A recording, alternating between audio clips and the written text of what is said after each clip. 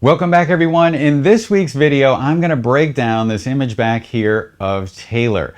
So let's start off with the main light. So I was using an Elinchrom 190 centimeter. It's sometimes referred to as 75-inch indirect octobox. Now an indirect octobox just means that the light points away from the subject and then bounces around the softbox and then comes out. Just know that the light from this modifier is extremely even and gives the impression of it really can create window light fairly easily, and I love this modifier over other octoboxes. However, if you don't have one of these, a regular octobox would work. Now, this shoot was an experiment in a couple of different ways. So I was using my friend's EOS R, Jeff Haynes. You can check out his Instagram. It's Jeff Haynes Media. He's a fantastic sports photographer. But I was using the EOS R to sort of test out the eye autofocus. And so I was shooting at 1/250th of a second at f5.6. Which is fairly uncommon. It's fairly uncommon for me to use an aperture that wide in the studio, but that's why you see this shallow depth of field, or the bokeh-licious effect in this particular image. So the other thing that I was doing in this video was testing out using additional diffusion, or I should say the other thing I was doing when I was shooting these pictures was testing out additional diffusion. So I did another video or a test about diffusion specifically, and in that video I found that if you have a gap between the softbox and the diffusion panel, you'll get softer light.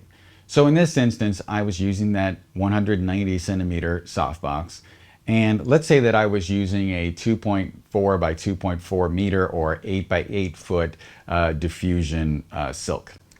If I created a gap there between the light, the surface, the face of the softbox, and the diffusion panel, what I would have done effectively is made my light source go from 6 feet to 8 feet. And a larger light source relative to the subject is a softer light source. And the other principle in general is that the more layers of fabric the light passes through, the softer it gets. So just know, if you want to check out that video, I'll link to it. But just know that the diffusion that you see in this BTS shot, it's really not doing that much to change the image. It was just an experiment. So let's talk about this movie light back here. So this is a Mole Richardson 407. And unfortunately, someone converted this light to a lamp, and it has a regular light bulb in there. I have gone ahead and I've put a incandescent old school bulb in there so that I end up creating this really warm light. But it's not very bright compared to the other lights. So I actually put another flash over there out of the frame with a hard reflector on it, a 7-inch reflector, or that's, why don't I know this? 18 centimeters? I think that's right. I put that over there, pointed back at the model with a full CTO gel on it.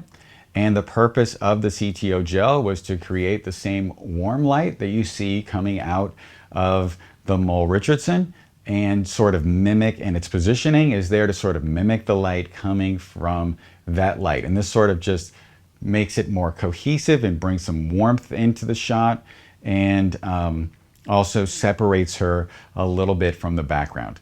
And also separating her from the background is this hair light back here, which is a 1 by 3 foot strip, or 35 by 100 centimeters. And it's just up there, turned down about 2 stops lower than the main light in order to create some separation and some 3-dimensionality to the shot. So just to bring her off the background a little bit more.